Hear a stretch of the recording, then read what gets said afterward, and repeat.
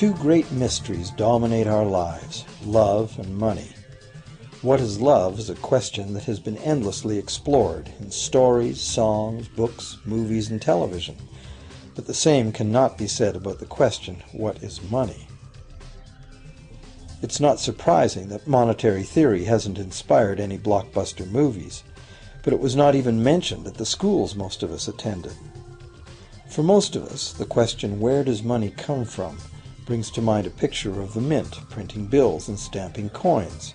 Money, most of us believe, is created by the government. It's true, but only to a point.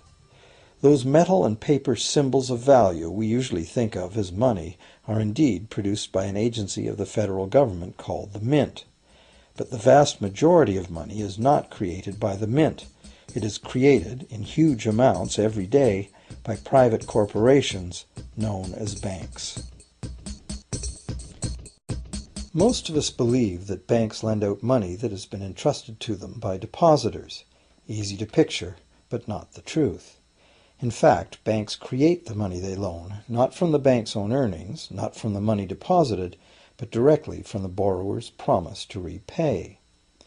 The borrower's signature on the loan papers is an obligation to pay the bank the amount of the loan plus interest, or lose the house, the car, whatever asset was pledged as collateral. That's a big commitment from the borrower. What does the same signature require of the bank? The bank gets to conjure into existence the amount of the loan and just write it into the borrower's account. Sound far-fetched? Surely that can't be true. But it is.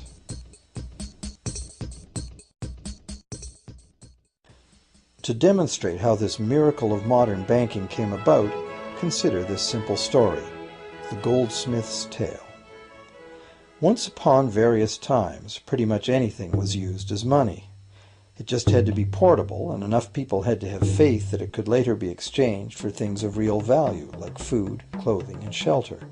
Shells, cocoa beans, pretty stones, even feathers have been used as money.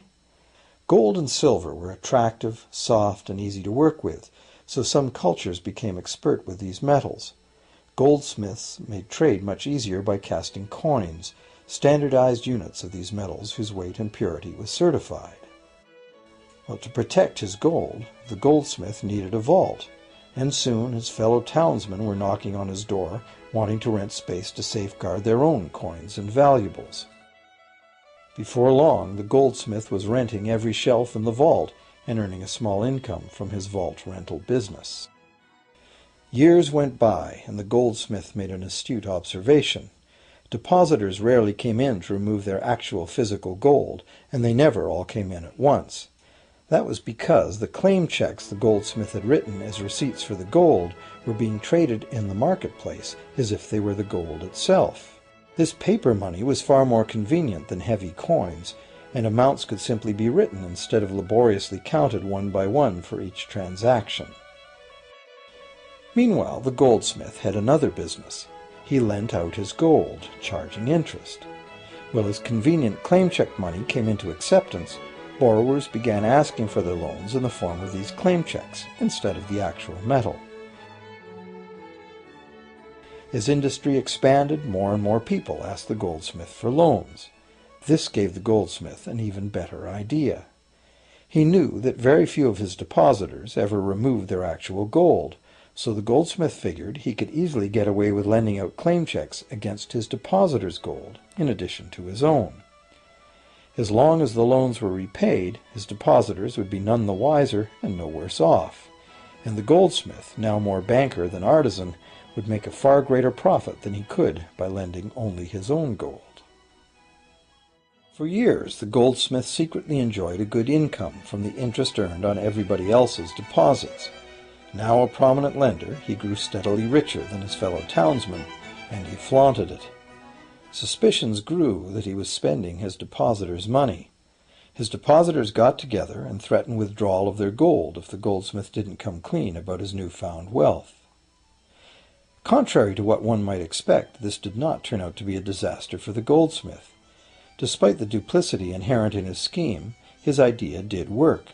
The depositors had not lost anything. Their gold was all safe in the goldsmith's vault. Well, rather than taking back their gold, the depositors demanded that the goldsmith, now their banker, cut them in by paying them a share of the interest. And that was the beginning of banking. The banker paid a low interest rate on deposits of other people's money that he then loaned out at a higher interest.